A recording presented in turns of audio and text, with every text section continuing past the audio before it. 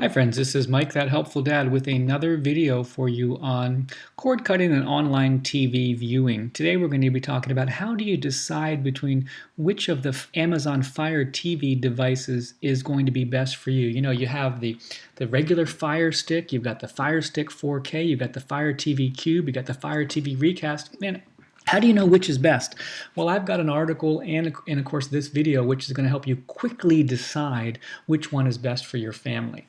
Now, you know, I love the Amazon Fire TVs specifically for people that want to watch TV online, especially those that are trying to get rid of cable TV and really move to online streaming TV. And if you didn't know already, I've got lots of articles and videos about how to cut the cord. My family cut the cord over a year ago, and I've helped lots of friends be able to cut the cord. And on our website, thathelpfuldad.com, I've published a lot of articles about things you need to be aware of and step-by-step guides on specifically how to do the cord cutting process. But really one of the foundational pieces of how to do this cord cutting process is to get some sort of way to access the online streaming TV apps, whether that be Sling or DirecTV Now or whatever it is that you use. So you could use Apple TV, Roku. I like using the Fire Sticks. We've got a Fire Stick for every TV in our house. My 4-year-old uses it. My 75-year-old mother-in-law uses it. And we use it, and lots of my friends use the Fire Stick. They're just the easiest way to be able to access content, whether you're completely getting rid of cable or whether you're just watching Netflix or Amazon Prime shows online. But the question is, which of these devices is going to be best for you? So you've got the regular Fire Stick, you got the 4K Fire Stick, you got the Fire TV Cube, and you got the Fire TV Recast. And those are vastly different prices, from $280 all the way down to $39, or maybe even less depending on if they have a sale. So let me make this very easy for you.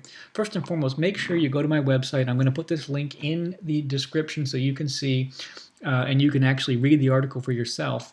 But this is where the rubber meets the road here. So you have to decide what you want to do. So if you just want the absolute easiest option, you don't care about 4K content, you're on a limited budget, you got a lot of TVs, or if you're older, right, then the Fire Stick is the best option for you. It's simple to set up, it's got a great user interface, you can talk into the remote if you want to, and again, if you're older, the Fire Stick is the way to go. So I have like, I don't know, 5 or 6 of these Fire Sticks on all of our non-4K TVs.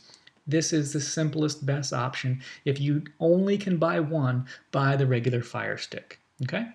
So what about the Fire Stick 4K? Well, this is pretty self-explanatory. If you want everything that you get with the regular Fire Stick, but you want to be able to watch Ultra HD content or 4K content, then go ahead and get the Fire Stick 4K TV option. You know, it's basically the same thing, but it adds the ability to have 4K content. Works the same way, really easy to use. Again, if you want that extra 4K content, if you have the ability to access it, a lot of people still don't have 4K content, then get the Fire Stick. A lot of times you'll see this device on sale for the same price as the regular Fire Stick. That could be another reason to choose it.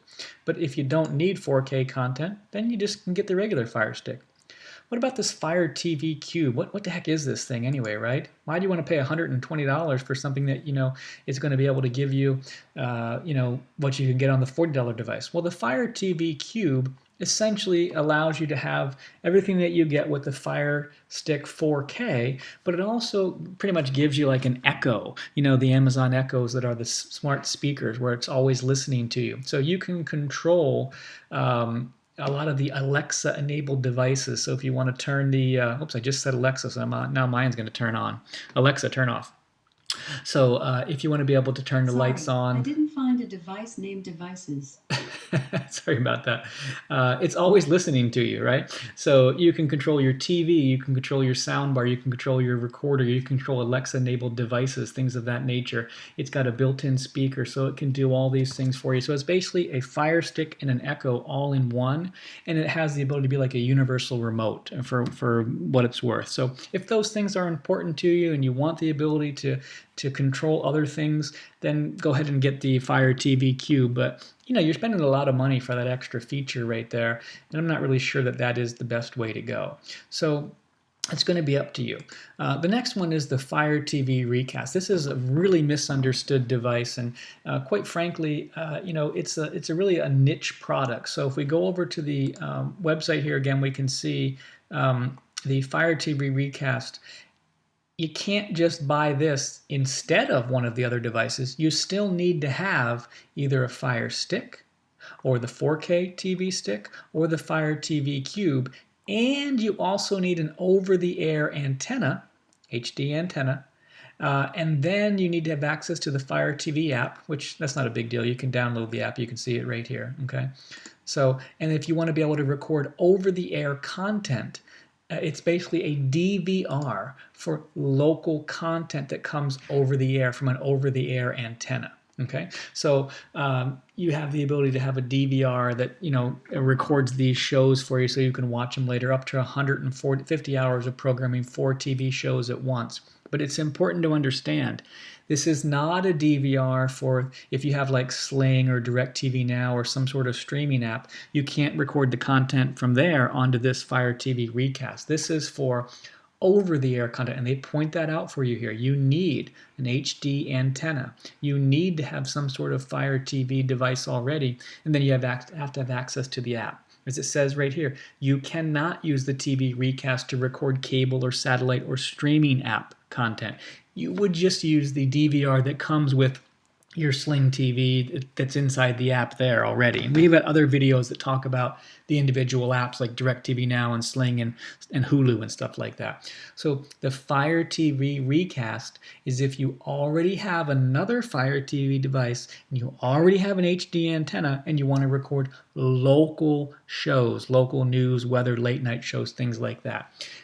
Pretty much a niche for a DVR, but if you have the money to spend and you want a DVR to record those shows, then the Fire TV Recast can be an option for you. So just to kind of boil it down for you, really, if you had to decide and kind of make the purchase, as I said, for all my non-4K TVs, I just have the basic Fire Stick. You can't go wrong with that. For my 4K TVs, I have the Firestick 4K. Actually, to be honest with you, I have the second generation Fire TV device. They have it listed as first generation here. And this still works great for me, but this has since been updated with the 4K device.